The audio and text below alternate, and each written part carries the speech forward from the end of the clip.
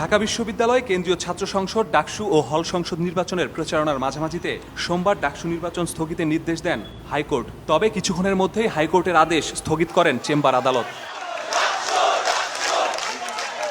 স্থগিতাদেশের পর ক্যাম্পাস থেকে বিক্ষোভ মিছিল নিয়ে শিক্ষার্থীরা অবস্থান নেন উপাচার্যের বাসভবনের সামনে।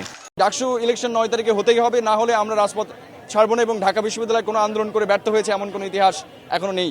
ডাকসু স্থগিত মানে এটা আসলে নাটক, মানে হঠাৎ করে কেমনে কি আমরা কিছুই জানি না। বিক্ষোভে যোগ দিয়ে প্রতিবাদ জানায় ডাকসু নির্বাচনে স্বতন্ত্র প্রার্থীরাও। অবস্থান নেয় ছাত্র অধিকার পরিষদ সমর্থিত প্যানেলও। মিছিল শেষে সংবাদ সম্মেলনে স্বতন্ত্র শিক্ষার্থী ঐক্যের ভিপি প্রার্থী অভিযোগ করেন নির্বাচন প্রশ্নবিদ্ধ করতে স্থগিত করা হয়।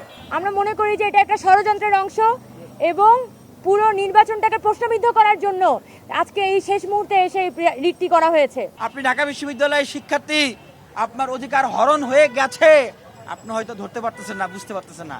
এটা শুধুমাত্র ডাকসু নির্বাচন নয়, এটা ঢাকা বিশ্ববিদ্যালয়ের শিক্ষার্থীদের অধিকার প্রতিষ্ঠার আন্দোলন। গণতান্ত্রিক ছাত্র সংসদ সমর্থিত প্যানেল প্রতিবাদ মিছিল শেষে ডাকসু প্রাঙ্গণে সংবাদ সম্মেলনে ভিপি প্রার্থী বলেন কোনো ষড়যন্ত্রই 9 সেপ্টেম্বরের ভোট ঠেকাতে পারবে না। ডাকসু আদায়ের অধিকার, ডাকসু আদায়ের সিদ্ধান্ত এ ঢাকা বিশ্ববিদ্যালয়ের মাটি থেকে হবে, হাইকোর্ট থেকে নয়। ভোট স্থগিতের খবরে প্রতিবাদ জানায় ছাত্র শিবির সমর্থিত ঐক্যবদ্ধ শিক্ষার্থী জোট প্যানেলও। ভোট বানচালের অপচেষ্টা রুখে দেওয়ার হুঁশিয়ারি দেন প্রার্থীরা। আমাদের ডাকসুদের শিক্ষার্থীরা বিজয় হবে ইনশাল্লাহ, এবং যারা আমাদের এই আসন্ন ডাকসু নির্বাচনকে বানচাল করার ষড়যন্ত্রে লিপ্ত হয়েছিল, যারা বিভিন্ন নষ্ট এবং বাজে প্ল্যান করেছিল, তাদেরকে শিক্ষার্থীরা আগামী 9 সেপ্টেম্বর লাল কার্ড দেখাবে। হলপাড়া থেকে মিছিল বের করে ডাকসু নির্বাচন স্থগিতের প্রতিবাদ জানায় ছাত্রদল সমর্থিত প্যানেলও। কমিশন ফাঁকফোকর রেখেছে বলেই নির্বাচন বানচালের সুযোগ তৈরি হয়েছে বলে অভিযোগ করেন ভিপি প্রার্থী।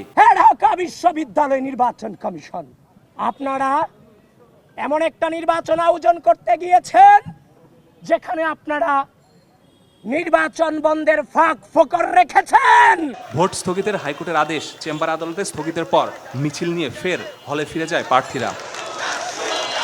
মাসুদুর রহমান, সময় সংবাদ, ঢাকা।